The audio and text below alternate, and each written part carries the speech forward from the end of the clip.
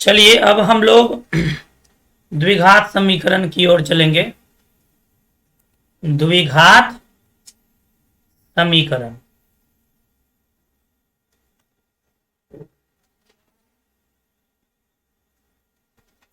थोड़ा इसको पतला कर लें।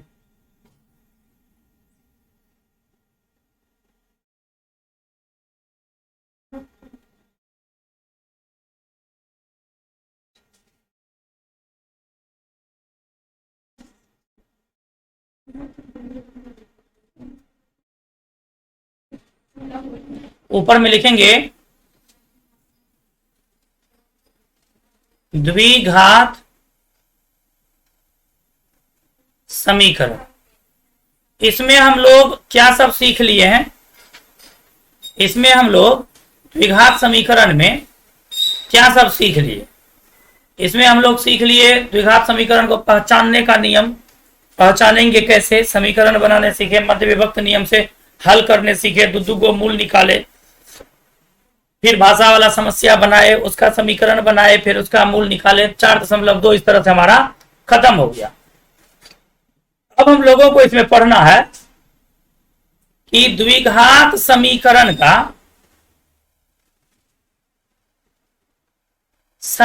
का मूल जो है ना, पूर्ण वर्ग विधि से कैसे निकालें। पूर्ण वर्ग विधि से कैसे निकालें, ठीक है? ठीक है ना? देखिए एक द्विघात समीकरण हम आपको देते हैं। मान लीजिए एक समीकरण है ax² plus bx plus c बराबर 0। ठीक है, यह क्या है? एक द्विघात समीकरण। ठीक, और इसका निकालना है हमको मूल। क्या निकालना है? मूल। मूल कैसे निकालना है? तो पूर्ण वर्ग विधि से निकालना। मूल कैसे निकालना है? पूर्ण वर्ग विधि से मूल निकालना। पूर्ण वर्ग विधि से मूल निकालने का मतलब हुआ कि इसको हम पूर्ण वर्ग बनाएंगे। क्या बनाएंगे? किसी चीज का होल स्क्वायर बनाएंगे। आता है बनाने? आता है जी? इसको किसी चीज का क्या बनाएंगे? स्क्वायर बनाएंगे। अब किसका स्क्वायर बनाएंगे नहीं मालूम। ठीक है, बनाना शुरू करते हैं तब आपको पता चलेगा। बस होता क्या है कि जहां पे गहरा है वहां मिट्टी डाल दो, और जहां पर गहरा मतलब ऊंचा है वहां से मिट्टी निकाल लो।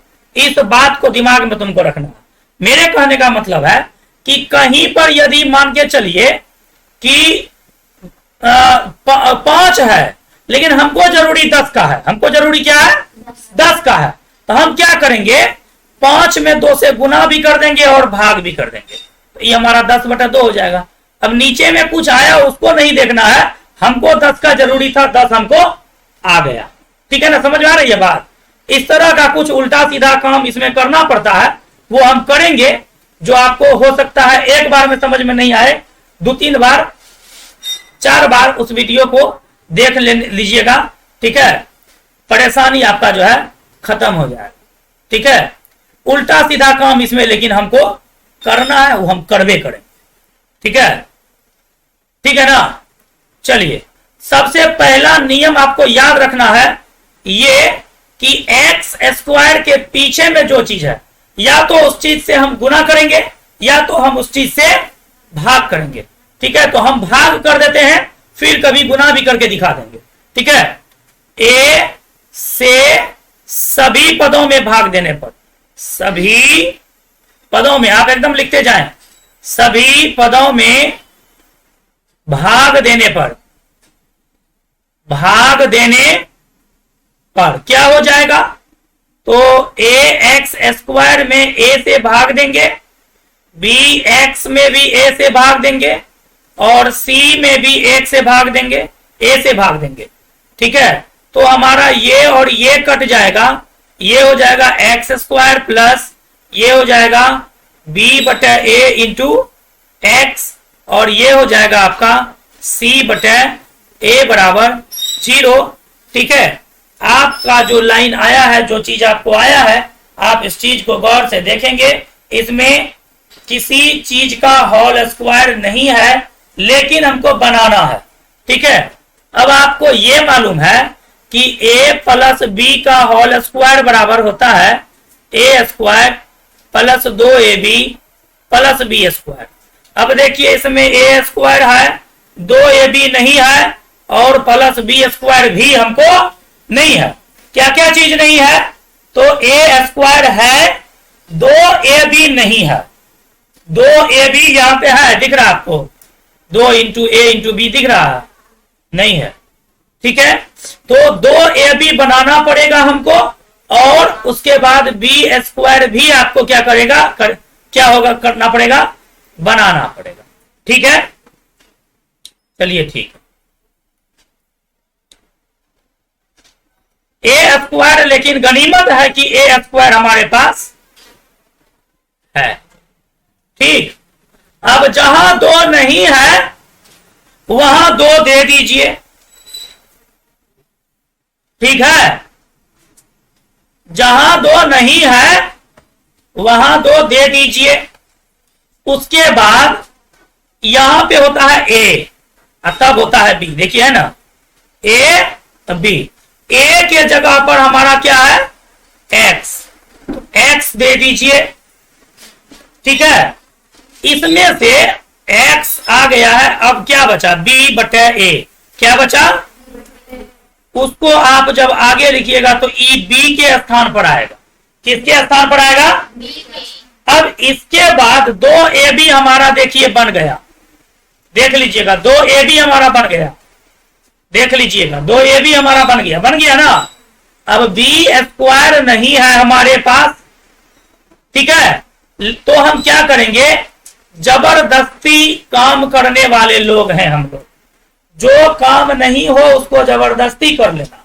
ठीक है, मतलब बी स्क्वायर नहीं है, जबरदस्ती, यही ना बी है, ई ए है, ई बी है, जबरदस्ती क्या करेंगे, बी का स्क्वायर हम लिख देंगे।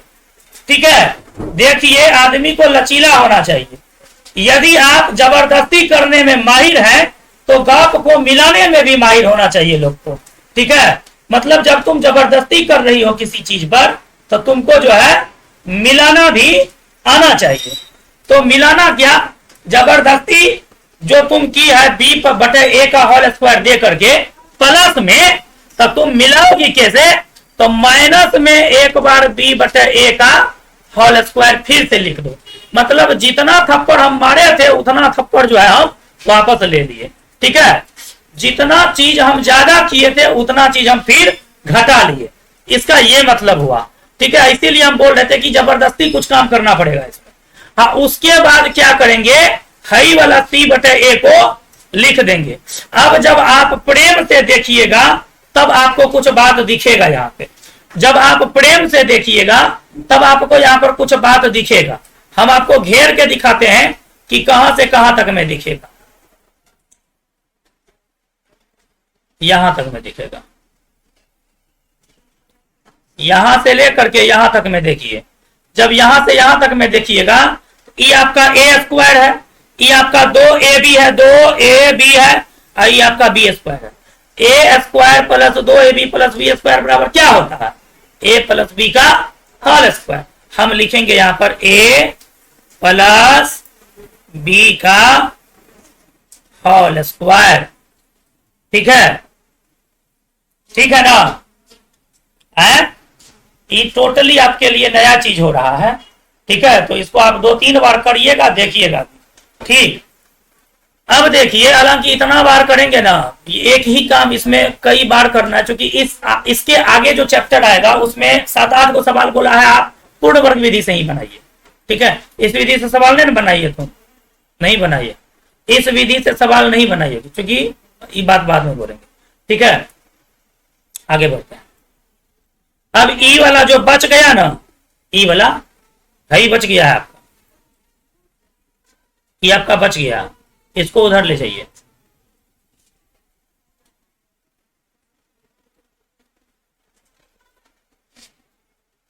ये, ठीक है, ठीक है ना। अब ये हुआ आपका x प्लस बी बटा ए का होल स्क्वायर बराबर, ये हो जाएगा बी स्क्वायर बटा ए स्क्वायर माइनस सी बटा ए। लिख लेंगे, इतना तो लिख लिया है ना, है ठीक। थोड़ा सा इसको छोटा कर दें क्या,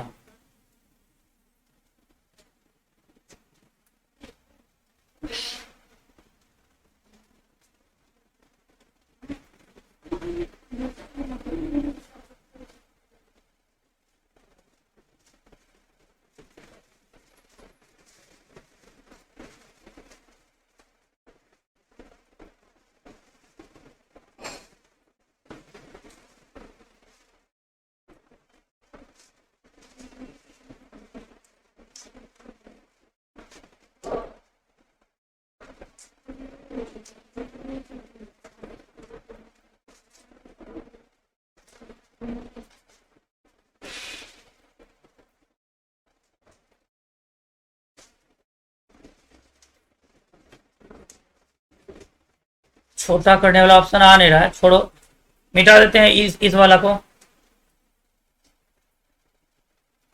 ठीक है। और यहां पे हम आपका आगे का काम कर देते हैं, यहां पे आपका आगे का काम कर देते हैं। देखिए यहां पे बढ़िया से देखिएगा, इधर जो है ना उसको तो रहने दीजिए,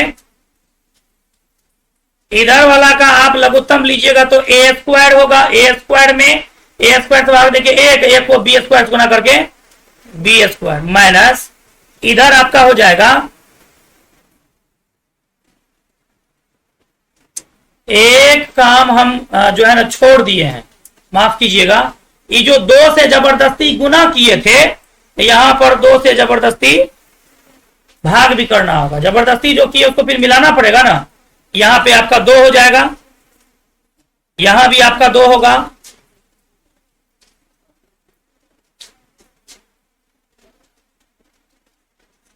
यहां भी आपका दो होगा,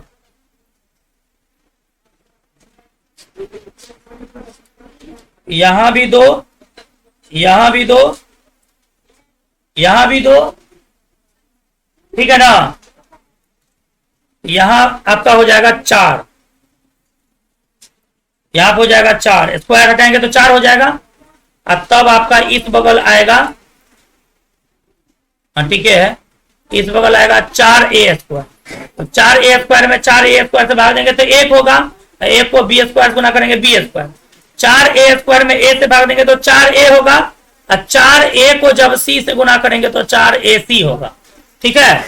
अब जो है आपका ये हुआ x प्लस बी बटे ए बराबर हो जाएगा, ई वाला रूट इस तरफ आएगा, इस तरफ आकर के होगा स्क्वायर इधर आएगा तो रूट हो जाएगा बी स्क्वायर माइनस 4ac बटे 4a स्क्वायर, ठीक है। ये हो जाएगा x प्लस बी बटे ए बराबर, ठीक है, बी स्क्वायर माइनस 4ac बटे 2a, ऊपर वाला रूट ए में रह जाएगा, ठीक है, ऊपर वाला रूट में ही रह जाएगा, उसका रूट नहीं टूटेगा, लेकिन 4a स्क्वायर का रूट आकर के जो है ना वर्गमूल आकर के 2a बचेगा। उसके बाद आप क्या करिए, x को इधर रहने दीजिए और बी स्क्वायर माइनस 4a सी बटे 2a माइनस बी बटे ए, ठीक है, इस वाला को उधर लेके चले गए, x बराबर हो जाएगा 2a, ये आपका हो जाएगा root under B square minus 4ac, ठीक है, ठीक है ना।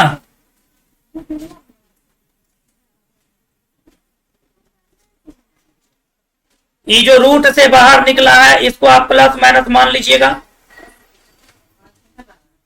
ठीक, यहां भी प्लस माइनस होगा, यहां भी प्लस माइनस होगा, यहां पर हो जाएगा आपका माइनस 2b हो जाएगा, है ना। 2a में यहां भी एक चीज होगा ना, यहां जो 2a दिए हैं तो यहां भी 2a होगा, यहां भी 2a होगा, यहां भी 2a होगा, यहां भी 2a होगा, और तब यहां पे 2a नहीं होगा। एक चीज छूट गया था ना, उसका परिणाम है ये।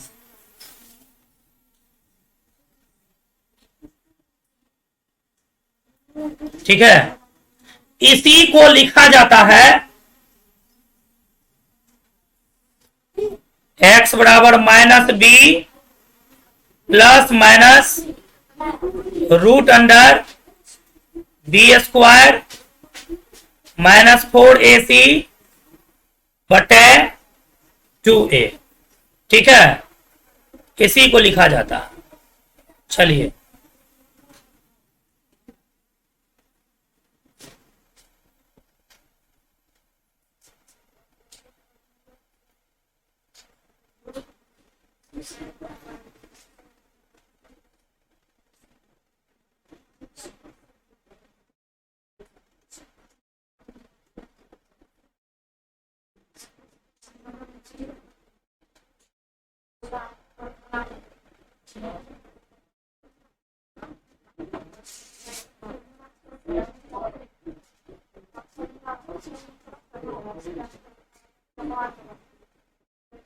लिख लिया है ना।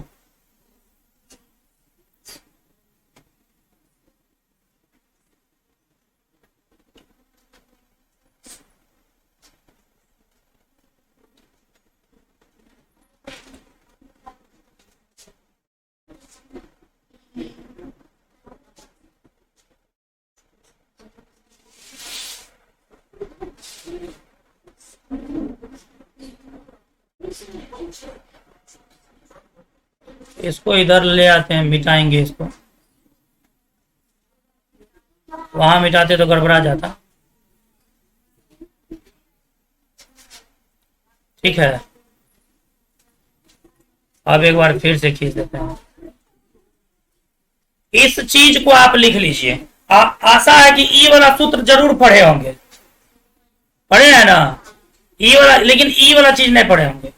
या हम नया चीज कर दिया आपको, करना तो बहुत जरूरी है।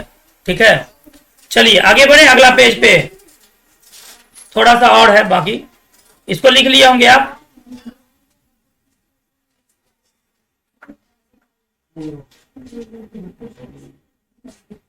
चलिए अगला पेज है में एक बार और हम इस चीज को लिखेंगे।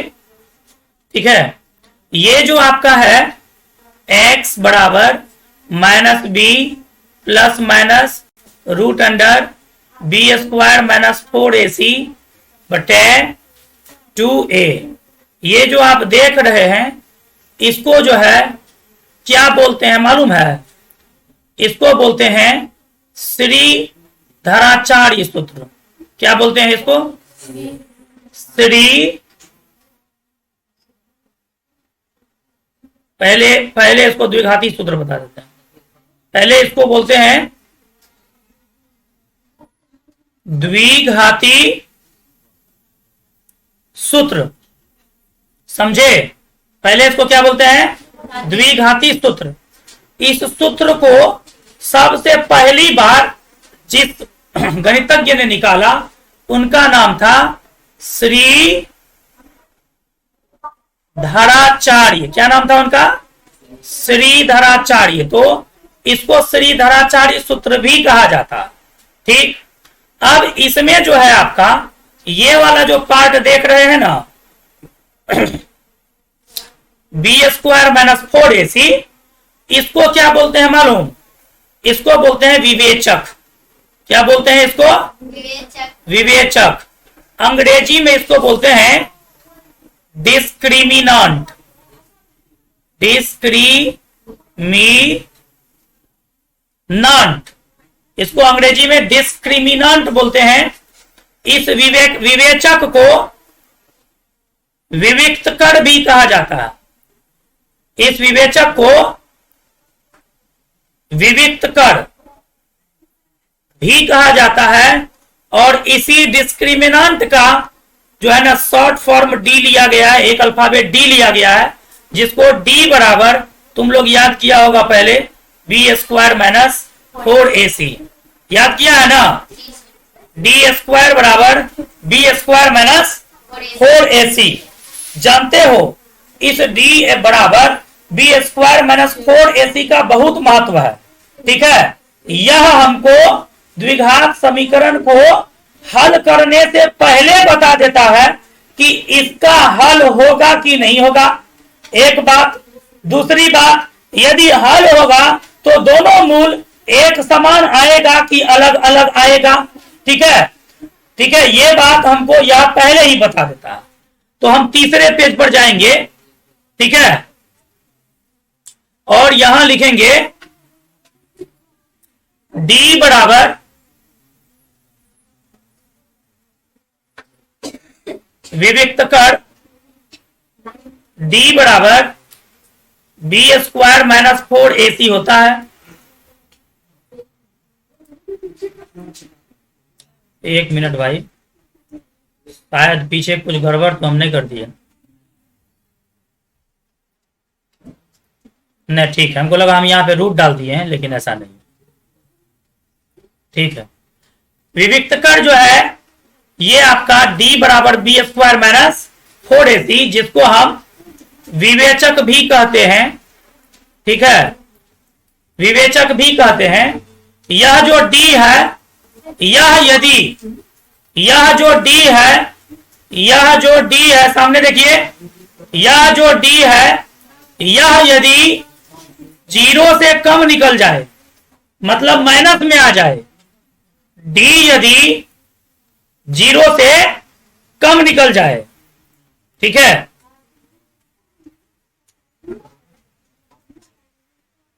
यहां लिखेंगे किसी द्विघात समीकरण में, किसी द्विघात समीकरण में, किसी द्विघात समीकरण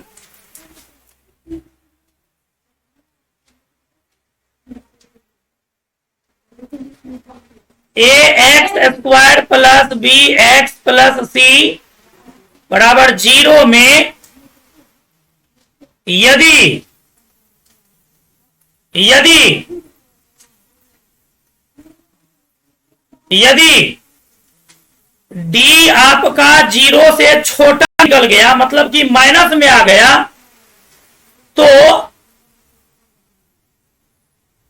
दिए गए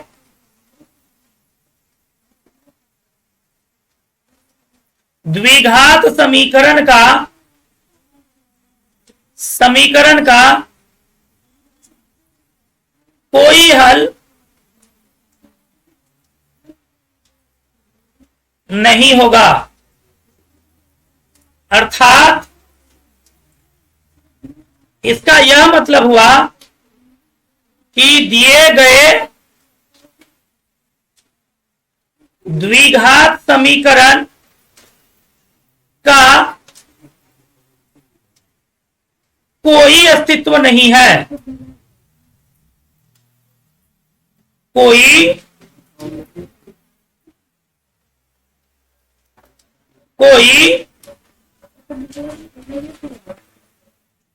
अस्तित्व नहीं है। यदि यह डी 0 के बराबर हो गया, तो दिए गए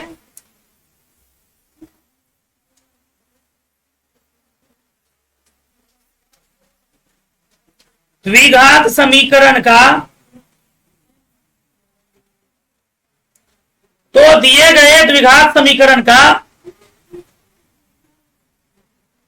समीकरण के दो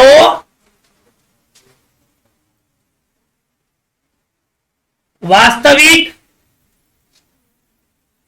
आपको हम कल जब पढ़ा रहे थे तो बोले थे कि देख लीजिए अभी आप किसी किसी द्विघात समीकरण का अलग अलग मूल निकला है, किसी किसी द्विघात समीकरण का समान मूल निकला है। वो तो निकलने के बाद न जाने देख के, लेकिन डी निकालने पर यदि 0 आ जाए तो आप पहले ही समझ जाइए कि इसका मूल निकालेंगे तो समान मूल निकलेगा। ठीक है। यदि डी बड़ा होगा 0 से, बड़ा कहां लिखे जी, मतलब 0 से बड़ा निकल जाएगा, 2 4 5 10 8 20 कुछ भी, एक भी अगर निकल गया 0 से बड़ा होना चाहिए। अगर एक भी निकल गया तो दिए गए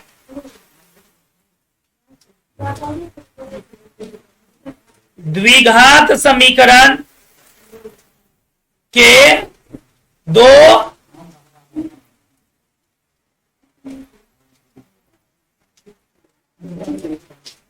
वास्तविक तथा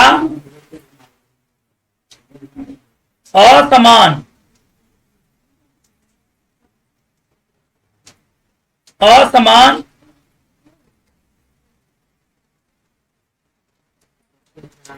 मूल होंगे।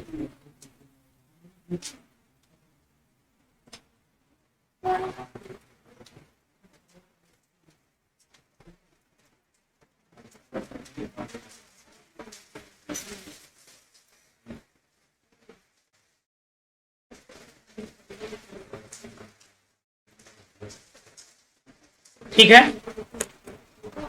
कोई दिक्कत है ना। यहां पे आपका इसका थ्योरी क्लास खत्म होता है। अब आपको जो है कल उदाहरण शुरू करेंगे हम, 4.3 जो है बनाते चले जाएंगे। एक क्लास में हुआ तो ठीक, अगर एक से ज्यादा क्लास में हुआ तो देखा जाएगा। ठीक है ना। Thank you.